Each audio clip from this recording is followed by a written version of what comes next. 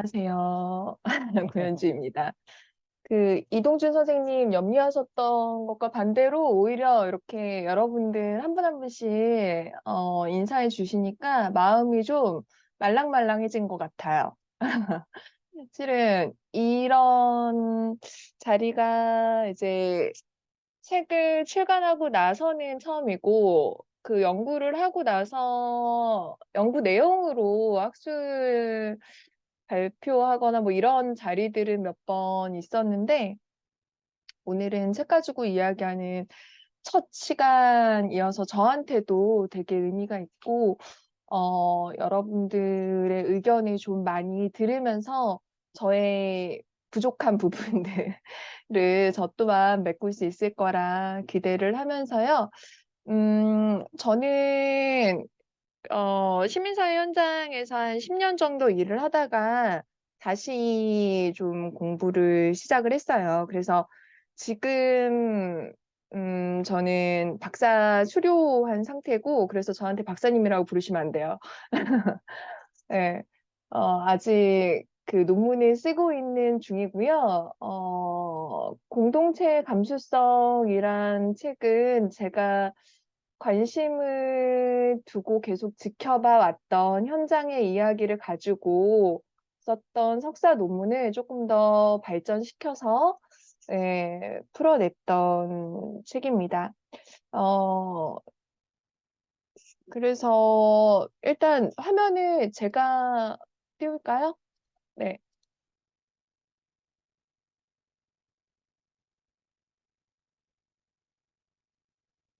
네, 보이시죠? 네, 잘 보이시죠? 네, 됐습니다. 네, 그 제가 지금은 그 연구 작업들을 하면서 있는데, 일단 주요한 관심사는 저도 어떻게 하면 더 좋은 사회를 만들 수 있을 것인가 하는 대한사회 운동 쪽에 관심이 가지고 있어서, 마을 공동체나 도시재생, 뭐 아니면 협치, 뭐 이런 영역들, 협동조합, 뭐 사회적 경제 쪽도 그렇고 이런 쪽의 연구들도 진행을 하고 현장들도 같이 보고 있어서, 오늘 자리에 모이신 분들 이야기로 오늘 시간을 조금 더 풍성하게 채웠으면 하는 바람입니다. 오늘 불러주신 거는 이 책인데, 이 책도 참 어떻게 논문에서 발전시켜서 구성을 할까라고 하다가, 제가 찾은 답은 내가 결론을 낼 수 없는 문제들이구나라는 거였어요. 그래서 그 목차가 전부 다 물음표로 되어 있고요. 부제도 그래서 공동체의 본질에 던지는 7가지 질문이라고 달았던 건, 어, 이건 연구자 개인이 결정하고 답을 낼 부분이 아니라, 어, 함께 논의하면서 방향성을 우리 사회가 만들어가야 되는 지점이 아닐까라는 생각에서, 물음표를 단 목차를 만들고, 그거에 따라서 하나하나 좀, 현장과 제 생각들을 좀 정리한 책이고요. 이 책이 작년 11월 둘째 주에 출간이 되었어요. 그런데 아시겠지만, 어, 작년 10월에,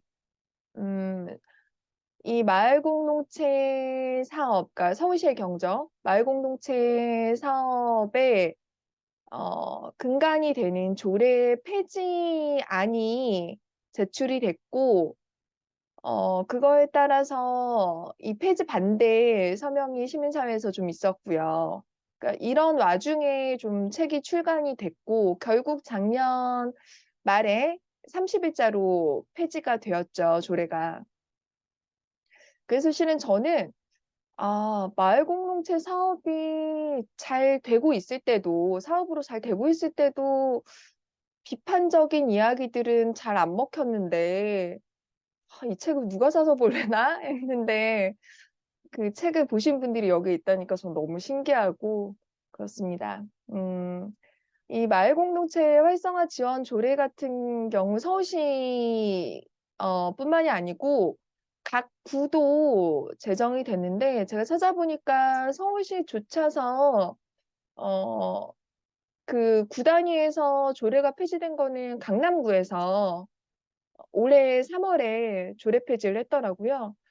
그거 말고는 구 단위에서 아직 조례 폐지는 없는 것 같고, 대신, 뭐, 서울시 같은 경우는, 음, 자치구 홈페이지에서 조직도로 확인해 보면은, 어쨌든, 마을 공동체 과가 있던 부분들이 축소가 된다거나, 예산이 좀 축소가 되고, 뭐, 이런 식으로, 그거는 구 상황에 따라서 굉장히 많이 다른데, 그런 변화들이 좀 있었습니다. 어, 이 공동체의 감수성은 제가 처음에 시작했던 질문은 딱 이거였어요. 그 마을 공동체 사업이 막 진행이 되는데 어떻게 사업으로 공동체를 만들 수 있지? 하는 이 질문 하나로 시작이 됐는데 이제 연구에 들어가면서 다른 질문들로 번져 나갔었던 거고요.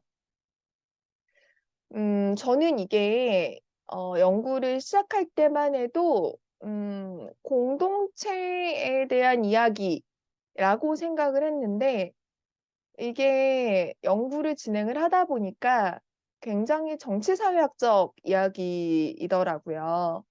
그럴 수밖에 없었던 게 그 지금은 폐지된 서울시 이 마을공동체 활성화 지원 조례를 살펴보면 목적에 뭐라고 돼 있냐면 제가 여기 노란색으로 표시를 해놨는데 주민자치의 실현과 민주주의의 발전에 기여하기 위하여 주민이 주도하는 마을 공동체 활성화를 지원하는 데 필요한 사항들을 규정한다라고 목적이 되어 있고 마을 공동체에 대해서도 주민 개인의 자유와 권리가 존중되며 상호 대등한 관계 속에서 마을에 관한 일을 주민이 결정하고 추진하는 주민자치 공동체를 말한다라고 정의를 내리고 있어요. 그러니까 다시 말하면은 정리하면은 간단하게 도식하면 이런 거죠.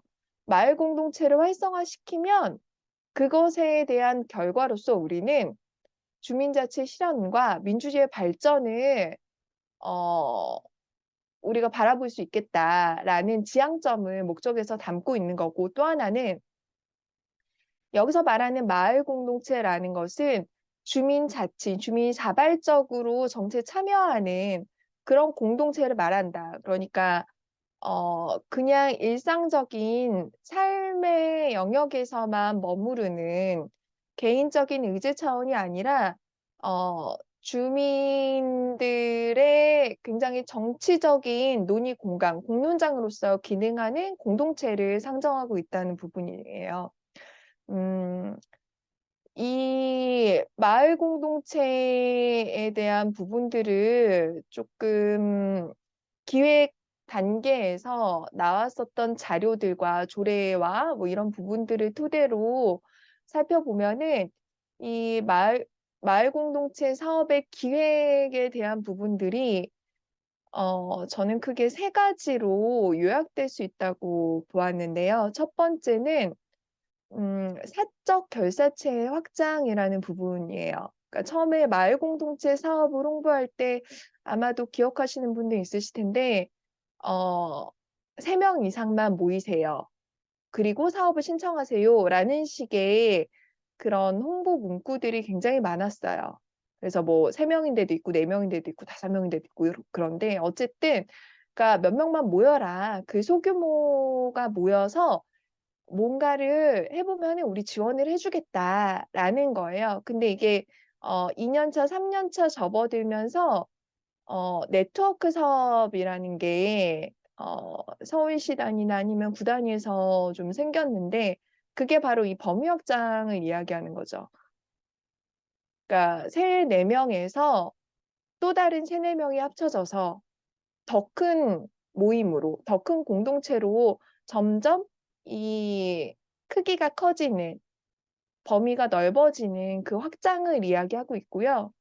또 하나는 공론장이라는 지점인데, 우리가 뭐 당장 내 집 앞에 쌓여있는 이 쓰레기, 우리 골목의 쓰레기가 전부 다 내 집 앞에 쌓여있는데 이 문제를 어떻게 해결할까? 이거는 내 개인의 문제지만 이걸 가지고 우리 골목에 있는 사람들 모여서 다 같이 한번 이야기해보자. 라는 논의로 어떻게 보면 개인의 불편과 욕구에 대한 부분들을 여럿이 모이는 공동체에서 함께 논의하는 그 공론장으로 확장시켜 나간다라는 거였고, 또 마지막으로는 이러한 마을 공동체 사업에 참여하는 이 일련 과정에 참여함으로써 어, 개인들은 민주적 시민으로 성장을 도모할 수 있겠다라는 이 기획에는 이 세 가지 목표가 같이 내포되어 있었어요. 그리고 이 사업의 기획에 대한 부분들을 뒷받침하는 게 주요한 거는 포트넘의 사회적 자본 이론을 많이 결합을 시켰는데, 지금 보시는 표는 이 도식은 제가 논의를 퍼트넘 이론이라던가 이거 하버마스 이론을 끌어온 건데, 제가 이 두 이론가를 끌어온 게 아니라 초창기 마을 공동체 사업을 펼칠 당시에 기획하시고 이것을 설명하시고 그러셨던 분들이 끌어오셨던 이론들을 제가 조합해서 그분들이 가지신 어, 그런 주장들을 제가 펼쳐놓은 것에 불과해요. 음, 요약하면은, 그러니까 여기 보시면은 친밀권과 공론장이 있는데, 이거는 하버마스가 이야기하는 거예요. 친밀권은, 그러니까 어떻게 보면은 어, 굉장히 구체적이고 굉장히 사소한 일상의 문제들을 논의하는 그런 그룹이라면, 공론장은 여러 사람들이 모여서 공동의 문제를 가지고 일정한 결론에 도달해가는 굉장히 그 제도화된 공간을 이야기하는 거거든요. 그리고 여기에 공론장은 민주주의가 실현되어 가는 공간이고요. 그래서 하버마스가 이야기할 땐 이 사회적 자본이 없고 친밀권에서 공론장으로 이 어떻게 형성되어 가는지 부르주아 공론장 형성 과정에 대해서 이야기를 했어요. 근데 마을 공동체 사업에서도 마찬가지로 이 세네 명이 모이는 것으로부터 우리는 굉장히 민주적인 그런 논의가 가능한 공론장으로 전개될 거다라는 이야기를 한 거죠. 그러면서 이 전개되는 과정에 있어서 매개 역할을 하는 게 사회적 자본이라는 것인데, 저는 너무 재밌는 게 이제 음, 현장에서 어느 정도 좀 계시는 분들은 사회적 자본에 대해서 다 들어보셨고, 이 단어가 이제 너무 익숙해졌다는 게 참 놀라운 일인 것 같아요. 굉장히 학술적인 이야기인데, 음, 저는 개인적으로 이 사회적 자본이라는 부분이, 자본으로 이야기되는 것에 대한 불편함이 개인적으로 있기도 한데, 어쨌든, 그 포트넘이 이야기할 때 이 사회적 자본 이론을 어떻게 이야기하냐면, 사회적 자본이 민주주의가 구현되는 기반이 된다라고 이야기해요. 그러니까 그렇게 따졌을 때는 이 사회적 자본에서 화살표가 공론장으로 가는 게 맞죠. 근데 또 다른 한편으로는 민주주의가 구현이 될 때 사회적 자본이 형성이 된다는 거예요. 그러니까 반대편 화살표도 형성이 되는 거죠. 그러니까 이렇게 딱 그 사회적 자본과 공론장, 민주주의 요것만 떼놓고 봤을 때는 이 두 개가 화살표가 상호조응하면서 굉장히 논리적으로는 동어 반복적이라는 모순이 있고, 여러 학자들이 이 포트넘의 이런 지점을 비판을 해요. 마찬가지로 하버마스 이론이 마을 공동체 사업에 적용이 되는 데 있어서도 비판이 가능한데, 이 친밀권에서 공론장으로 형성되는 거는 이 하버마스도 그러니까 공론장 여러 가지를 설명하면서 부르주아 공론장에서만 이 민주적인 논의가 가능하다.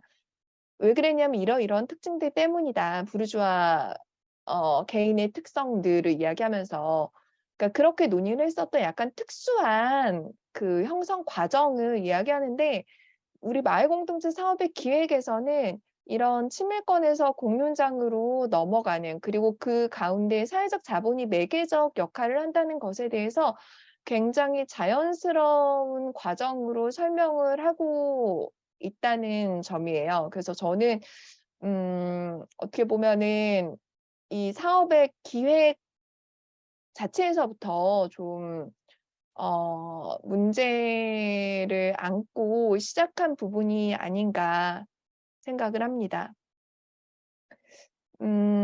제가 현장을 둘러보면서 발견됐던 것들을 크게 세 가지로만 오늘 공유를 할 텐데 이걸 저도 요약을 하면서 '아 이렇게 키워드로만 나열을 하면은 더 좀 불편하시겠다.'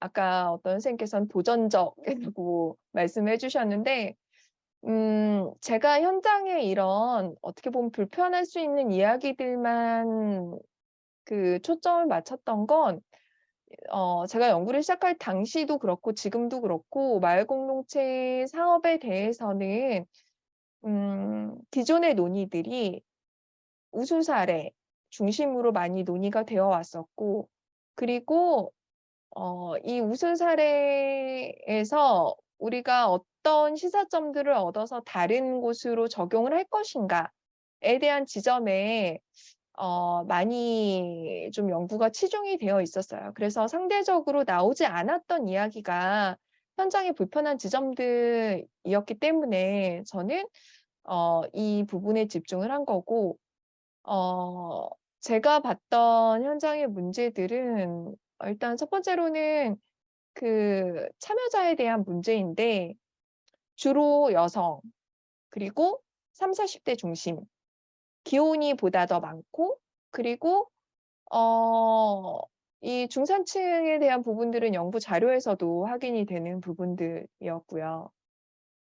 그리고 참여자도 한정되어 있지만 실제로 마을 공동체 사업이 지원금을 같이 하다 보니 참여자가 가짜 참여자인 경우들도 많고 공모 사업만 여러 군데 지원한다거나 아니면은 그 마을 공동체 그리고 뭐 교육 그리고 도시 재생 뭐 등등등 이런 여러 가지들 사업들과 맞물려서 중복 참여하는 한 사업을 실제로는 사업 하나를 진행하면서도 똑같은 사업으로 여러 군데 이렇게 내는 경우들도 있었고요. 그리고 이거에 대해서는 아마 여러분들이 이견이 있으실 수도 있다고 생각을 하는데 우리가 양산한 게 마을 공동체 전문 활동가인 건 맞는데 이 사업의 결과물로서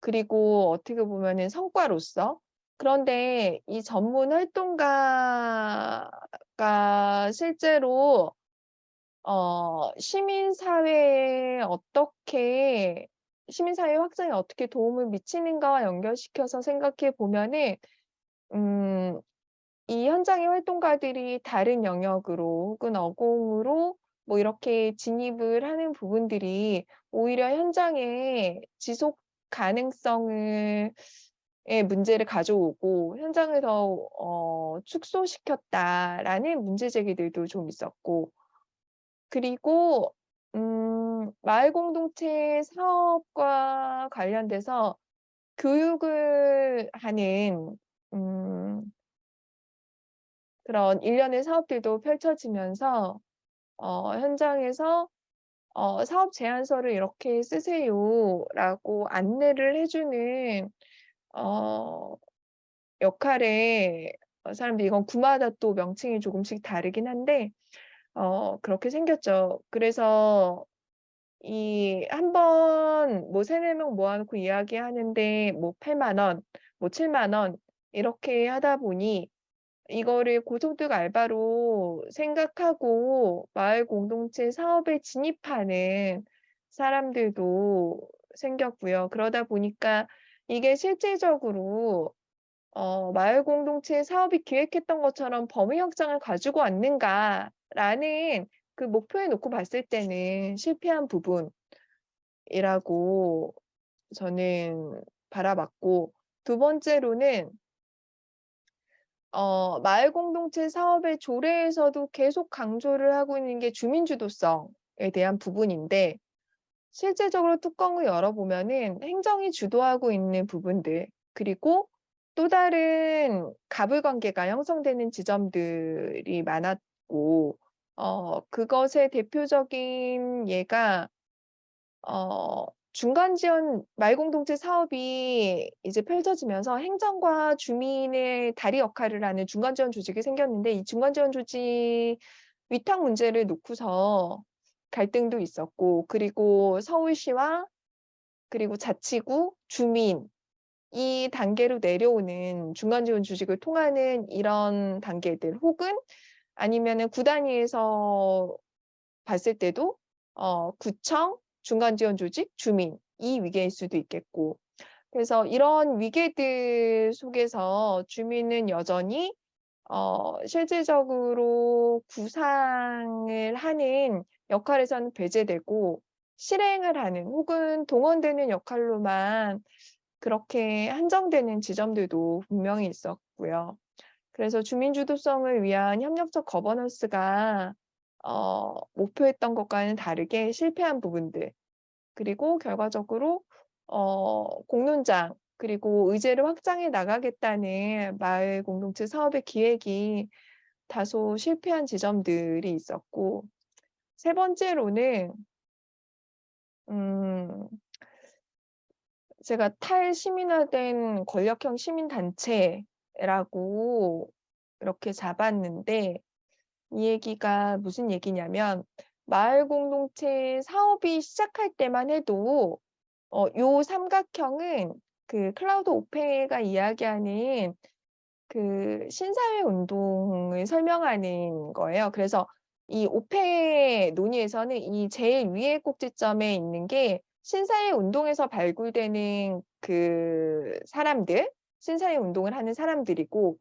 이 왼쪽에 꼭지점이 좌파, 기존 좌파 운동가들, 그리고 오른쪽의 꼭지점이 우파 운동가들이야. 그래서 신사회 운동에서는 이 운동하는 사람들과 기존 좌파와 기존 우파 이 모두가 고르게 동맹을 맺게 된다라는 게 오페의 논의였고, 어 근데 이 마을 공동체 사업에서는 기존 운동의 흐름을 가지고 오면서 사업화시킨 이 맥락에서는 처음에 기획할 당시 어떤 기대가 있었냐면, 사업으로 등장하는 우리 마을 공동체 사업에서 발굴되는 이 새로운 개별 주민들을 지원하는 역할은 아마도 기존 진보적인 시민단체와 활동가들이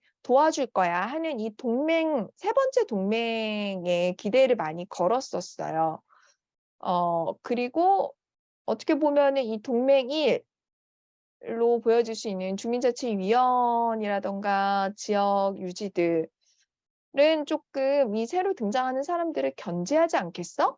그리고 마을 공동체 사업이 등장한다고 해도 이 좌파와 우파로 이렇게 단순 도식하기는 좀 어렵지만, 어쨌든 이 시민단체 영역에 있는 사람들과 지역 유지들 사이에 이걸로 연대가 있을 거라고 기대하기는 어렵고, 어쨌든 사업 구상에선 동맹 3에 대한 기대가 제일 컸었던 거죠.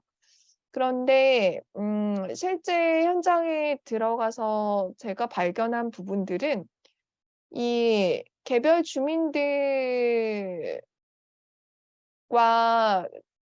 그 지역 유지들 관계에서는 그렇게 견제라든가 상생이라든가 이런 부분들을 발견하기는 어려웠고, 오히려 지지를 할 것이라고 여겼던 기존의 시민단체 및 활동가들이 새로 등장하는 개별 주민들을 견제하면서 우리 시민단체 혹은 우리 쪽으로 편입이 될 것인가 아닐 것인가 어 혹은 우리 그러니까 각 지역별로 실은 시민단체들의 알력이 도드라지게 이 마을공동체 사업을 통해서 나타난 거라고 봐요, 저는. 음 그래서 기존 활동가들, 단체들 사이에서의 갈등 속에서 이들이 서로 갈등을 하기도 하지만 개별 주민을 어떻게 보면은 어떤 인터뷰 참여자는 "싹부터 잘났다."라고 표현을 하기도 하시더라고요. 그런 지점들이 있었고 그러다 보니까 기존 마을 안에서 지역 안에서 세력을 공고히 하려고 했었던 이 시민단체도 어떻게 보면은 '시민에서 벗어나서 굉장히 권력형이 된 것이 아닌가.'라는 문제의식을 가질 수밖에 없었고 그래서 마을공동체 사업을 통해서 새로운 주체를 발굴해 내고 민주시민으로 나가겠다라는 주체 성장에 있어서도 실패한 것이 아닌가라고 저는 봤습니다. 그러면 이 사업에서 드러난 문제의 원인이 무엇인가라는 지점에 대해서 논의를 해볼 필요가 있는데 제가 이렇게 불편한 이야기들을 하면 음 어떤 분들은 그게 다가 아닌데 대체로 다 잘 되고 있는데 소수 몇몇 미꾸라지가 물을 흐리는 거다라고 이야기를 하세요. 그러니까 그런 분들은 이제 '이건 잔차에 불과하다.'라고 보시는 건데 음 실은 이 잔차에 불과한 거라면 그러면 이 논의를 더 이상 문제로 규정짓지 않아도 되고 어떻게 보면 원인을 찾으려는 노력을 하지 않아도 될 수 있을지 몰라요. 음.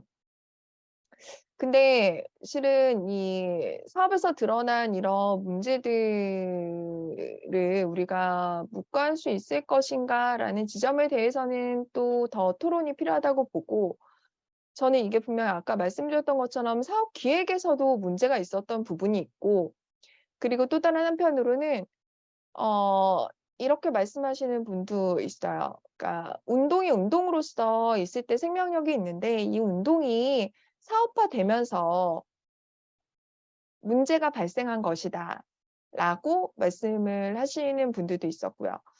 또 다른 한편으로는 그러니까 사업 기획 자체도 어떻게 보면은 문제가 없고 어 마을 공동체 사업을 정부가 그러니까 국가가 지원을 하는 부분들도 문제가 없지만 실행하는 데 있어서 문제가 있었던 거다. 그러니까 실행 방법의 문제고 어떻게 보면은 아까 잔차라고 볼 수 있는 몇몇 개개인들의 문제다라고 원인을 지적하시는 분도 있어요. 그리고 마을 공동체 사업이 12 년도 조례가 만들어졌으니까 12 년도부터 시작해서 어떻게 보면 지금 횟수로 12년 뭐 이렇게 접어들고 있는데 어떤 사업에 안착되는 데 있어서는 일정 정도 시간이 소요되는 게 아니냐. 그러니까 지금 이렇게 드러난 문제들은 과도기에서 일시적으로 발생한 문제들일 뿐이다라고 보시는 분들도 있어요. 그러니까 이 문제의 원인을 뭐라고 규정하는가에 따라서 실은 그다음의 논의들은 많이 달라질 수 있다고 보는데요. 저는 개인적으로 아까 말씀드린 것처럼 정책이 현장으로 이렇게 내려앉는 과정에 있어서 음 일단 정책이 세운 가설 자체의 오류도 분명히 있었고 정책이 현장으로 반영되는 데 있어서의 오류도 있고 그리고 현장의 특성을 살피지 않은 그 오류도 있었다고 봅니다. 그래서 제가 분석한 문제의 원인은 첫 번째로는 공동체주의를 왜곡해왔던 역사적 한계인데, 공동체라는 말보다 실은 저 같은 경우는 경쟁에 대한 이야기를 더 많이 듣고 자란 세대이기도 하고, 공동체라는 말이 나오는 건 실은 우리 학교, 뭐 우리 지역, 약간 이렇게 우리자가 붙는, 그럴 때 실은 공동체주의를 외쳤던 건데, 여기서 말하는 우리 학교, 우리 지역 이렇게 말할 때 우리가 과연 공동체주의인가? 라는 부분에 대해서는 저는 또 더 많은 논의가 필요하다고 보는데, 우리 사회에서는 아직 이 공동체가 뭔데, 공동체주의가 뭔데, 라는 지점에 대해서 우리가 만든 공동체의 지점이 뭔데, 라는 거에 대해서 한 번도 사회적 합의라든가 논의라든가 이런 부분들이 없이 공동체 운동 혹은 공동체 사업이 먼저 활발하게 펼쳐졌었기 때문에 어, 기존 저처럼 경쟁 경쟁적인 환경에서 학창 시절을 보낸 그런 사람들 입장에서는 어떻게 보면은 공동체주의를 가지고 사업을 진행을 해야 되는데 어 굉장히 신자유주의적인 방법으로서 사업이 전개됐던 것은 아닌가 하는 어 지점에서 저는 문제를 첫 번째로 찾았고요. 두 번째로는 사회적 자본 과 관련돼서, 그러니까 아까 참여자가 굉장히 제한적인데, 이게 실은 뭐 40대 남성이 마을 공동체를 참여하지 않겠다라는 결단이 있어서 그렇게 참여자가 적은 거라기보다는, 어쨌든 그 시간에 마을 공동체 사업이 진행되는 그 시간에 직장에 나가 있으니까 하는 굉장히 현실적인 조건의 차이인 거잖아요. 음 저는 이런 부분들이 굉장히 구조적이고 문화적인 부분들, 그러니까 또 다른 한편으로는 문화적이라는 지점은 그런 거죠. 어 40대 혹은 30-40 대, 20대 어 이런 비혼 여성이 참여하기에 마을 공동체는 과연 얼마나 유니버셜한가 라는 지점인 건데요. 얼마나 수용할 수 있는가라는 지점에서 한번 더 생각해 볼 부분이 있다고 봅니다. 세 번째로는 음 우리가 마을 공동체 사업이든 운동이든 어쨌든 자발성을 이야기하려면 시민들이 건강하게 성장할 수 있는 기반이 되어야 하는데, 음 그러니까 지난 원래 포럼 많이들 참여하신 것 같은데, 여기에서도 중복해서 참여하신 분들이 있을 것 같아서 이야기를 하면은, 박상규 선생님 이야기하실 때도 87년 민주항쟁을 기점으로 그 시민사회 형성을 보는 관점에 대해서도 잠깐 언급을 하셨는데, 87 이후에 실은 굉장히 시민사회가 성장할 수 있는 제도적 기반들은 많이 마련이 되었는데, 과연 실질적인 참여가 이루어졌는가, 시민들의 성장이 이루어졌는가라고 하면은 그 부분에 대해서는 아마 대다수가 많이 저와 마찬가지로 비판적인 입장을 갖지 않을까 싶습니다. 그러니까 이런 바탕에서는 실은 어 공동체가 뿌리 내리고 성장하기 어려운 지점들이 있다라는 거죠. 그러니까 결국 원인을 이렇게 세 가지로 잡는다면, 한계를 넘어서기 위해서는 뭐 첫 번째 같은 경우는 공동체 형성을 위해서는 구성원들이 이 공동체주의를 이 가치를 내면화하고 그리고 이념과 방법의 정합성을 가져가야 된다라는 게 어떻게 보면 대안이 될 수 있겠고 두 번째로는 이게 사업 추진만을 통해서 공동체가 만들어질 수는 없고 그러니까 사회 구조적이고 문화적인 변화가 같이 수반되어야 된다라는 쪽으로 논의가 전개될 수 있겠고요. 세 번째로는 이 한계를 넘어서기 위해서는 공동체는 결국 시민사회 바탕에서 형성이 되는데 공동체가 형성되는 수준은 우리가 가진 시민사회 수준을 넘어서지 못하지 않느냐. 그러니까 어 바람직한 공동체 상을 위해서 보다 많은 사회적 논의와 합의가 필요하지 않겠는가라는 논의로 좀 이루어질 수 있을 것 같아요. 그래서 정리하면 이게 단어와 이런 부분을 굉장히 축약해서 말하는 부분들이 좀 조심스럽긴 한데 그러니까 제가 찾은 거에서만 한정을 짓는다면 원인들을 해결하는 대안은 어떻게 보면은 그 시민사회의 운동성을 회복하고 그리고 이 부분은 제가 책에서 결론부에서 좀 적극적으로 썼던 부분인데 성찰적이고 비판적 시민으로 성장하는 부분들이 대안이 될 수 있겠다. 로 제시를 해볼 수 있겠고 이것 말고도 우리 안에서 더 많은 대안들이 찾아지고 논의가 이루어져야 한다고 봐요. 음 이 대안과 관련돼서도 실은 개인적으로는 그 꼬리를 잇는 질문들을 가지고 있긴 해요. 짧게 그 부분만 말씀드리고 마치자면 우리가 시민사회 운동성을 회복해야 된다. 이제 사업 후 그러니까 사업 후에 그럼 이제 사업이 전부 다 이렇게 축소되고 그러는데 "어떻게 해야 될까?"라고 현장에서 물어보시는 분들이 많은데 그러니까 이럴 때 그럼 "다시 운동으로 돌아가자. 다시 운동성을 회복해야 된다."라는 걸로 귀결이 된데 여기서 말하는 '회복해야 되는 운동성이 뭘까?'라는 지점에 대해서 저는 개인적으로 더 좀 고민이 필요하다고 생각해요. 이거는 아마 여러분들도 기존 토론에서 많이 논의가 되었었던 부분이더라고요.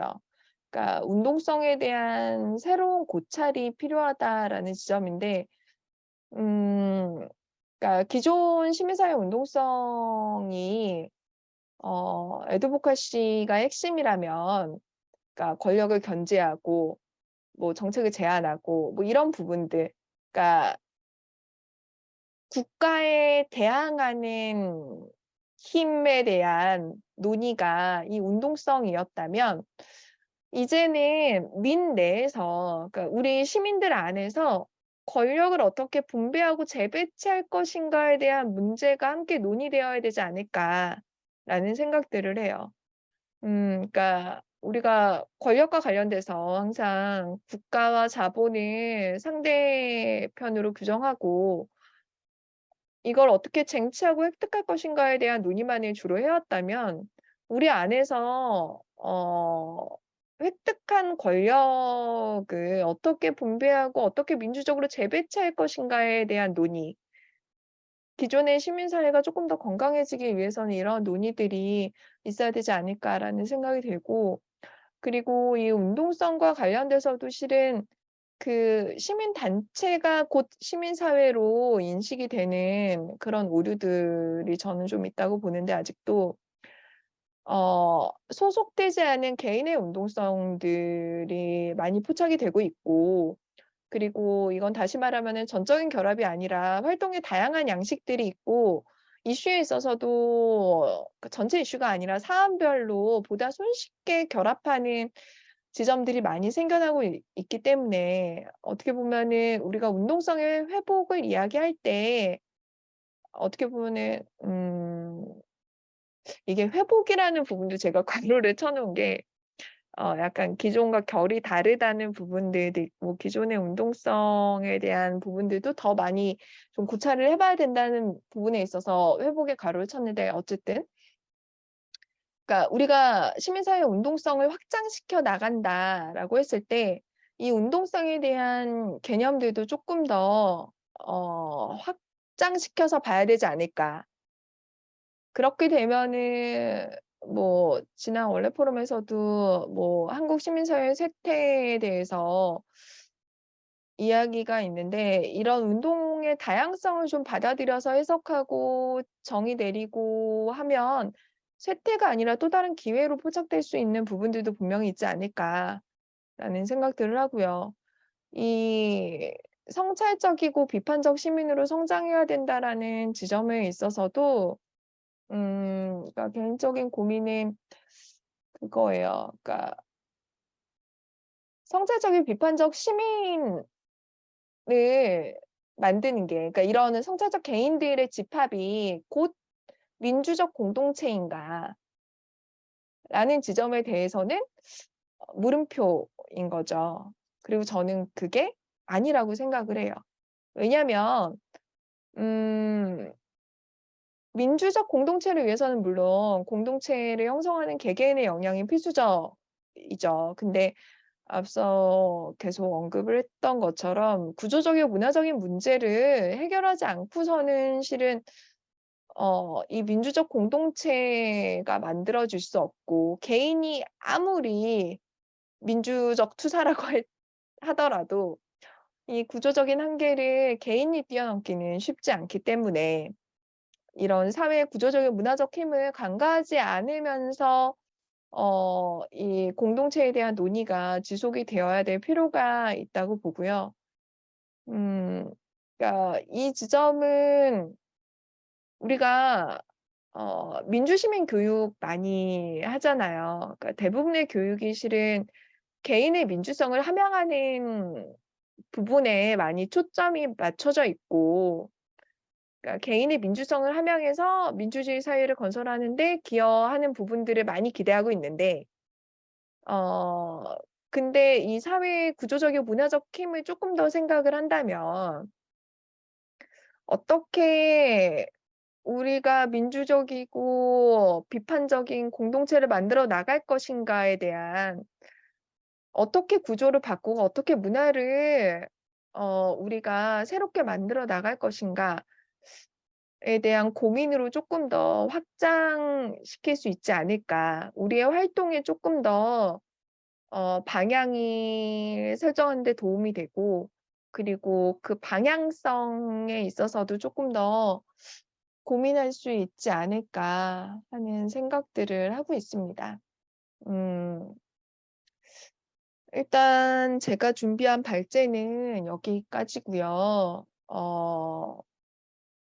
굉장히 어떻게 보면은 논쟁적일 수 있는 이야기들이고 개인들이 가진 어 시민사회 참여 경험에 따라서 실은 음 많이 다를 수 있다고 생각을 해요. 그러니까 제가 본 마을 공동체 사업의 현장은 물론 너무 잘 되고 바람직한 공동체도 있었지만 이러한 문제들도 분명 있었거든요.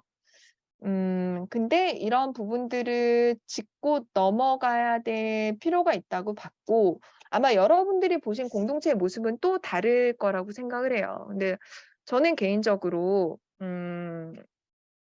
그러니까 우리가 이렇게 내가 본 시민사회의 어떤 지점, 내가 경험한 활동의 어떤 지점들을 이야기하는 게 어 약간 장님의 코끼리 만지기 같은 아둔함으로 이야기되지 않았으면 하는 바람이 있어요. 그러니까 어떤 사람은 만지면서 보자기처럼 느꼈고 어떤 사람은 다리를 만지는 사람은 기둥처럼 느꼈을 수 있는데 실은 그게 코끼리가 가지고 있는 어 본질 중에 하나이고 문제는 장님들이 모이지 않으면 그게 문제인 것 같아요.